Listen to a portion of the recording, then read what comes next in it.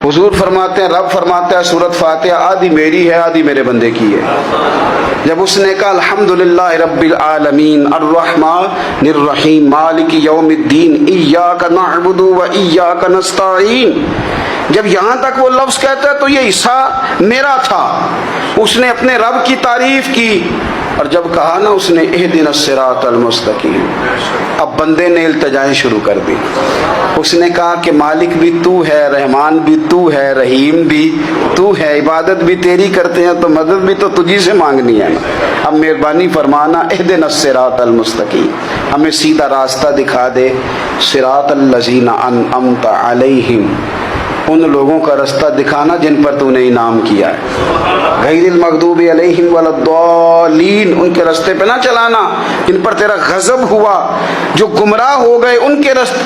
تو نماز میں جب ترجمے پر آپ کا غور ہوتا ہے تو آپ کا تو دل خود بخود